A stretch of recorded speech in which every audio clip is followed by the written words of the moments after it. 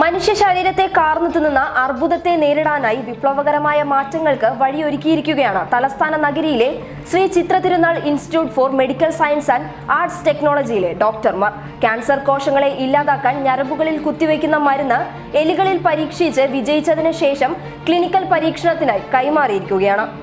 നാട്ടിൽ സാധാരണ കാണുന്ന ഒരു ചെടിയിൽ നിന്നുള്ള ഏക തന്മാത്രാ രാസപദാർത്ഥം ഉപയോഗിച്ചാണ് മരുന്ന് വികസിപ്പിച്ചത്. കൂടുതൽ പരീക്ഷണങ്ങൾക്കും മറ്റുമായി ഒരു സ്വകാര്യ കമ്പനിക്ക് ഇതിന്റെ സാങ്കേതികതയും കൈമാറി. മനുഷ്യരിൽ ഈ മരുന്നിന്റെ ഫലം വിലയിരുത്തിയ ശേഷമാകും വാണിജ്യാടിസ്ഥാനത്തിൽ നിർമ്മിക്കുക. ഏറെ ചെലവേറിയതാണ് മറ്റൊരു കമ്പനിക്ക് ഗവേഷണ ഫലം കൈമാറിയത്.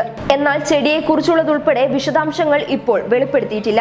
ഇന്ത്യൻ കൗൺസിൽ ഓഫ് മെഡിക്കൽ റിസർച്ചിന്റെ പഠനത്തിന്റെ ഭാഗമായാണ് ഡോക്ടർ ലിസി കൃഷ്ണന്റെ നേതൃത്വത്തിലുള്ള സംഘം മരുന്ന് വികസിപ്പിച്ചത്. എലികളിൽ ഒറ്റ ഡോസ് ഉപയോഗിച്ച് പരീക്ഷിച്ചതിൽ ഇത് വിജയകരമാണെന്ന് തെളിഞ്ഞു. ഒന്നിലധികം ഡോസ് ഉപയോഗിച്ചാൽ മൃഗങ്ങളെ എങ്ങനെ ബാധിക്കുമെന്ന പരീക്ഷണങ്ങൾക്ക് ശേഷമാകും മനുഷ്യരിൽ ചികിത്സാ പരീക്ഷണങ്ങൾ ആരംഭിക്കുക. വ്യാവസായിക മേഖലയിൽ ഇത്തരം ഗവേഷണങ്ങൾക്ക് പ്രോത്സാഹനമേകുകയും ചെലവ് കുറഞ്ഞ രീതിയിൽ രോഗികൾക്ക് അവ ലഭ്യമാക്കുകയും വേണമെന്നും അദ്ദേഹം പറഞ്ഞു. മനുഷ്യരിൽ എത്ര ഡോസ് ഉപയോഗിക്കണമെന്നും കണ്ടെത്തണം. അർബുദബാധിതരായ മനുഷ്യരിൽ ഈ മരുന്ന് ഉപയോഗിക്കുന്നതിന് മുൻപ് വിവിധ ഘട്ടങ്ങളിൽ പരീക്ഷണങ്ങൾ നടക്കണം.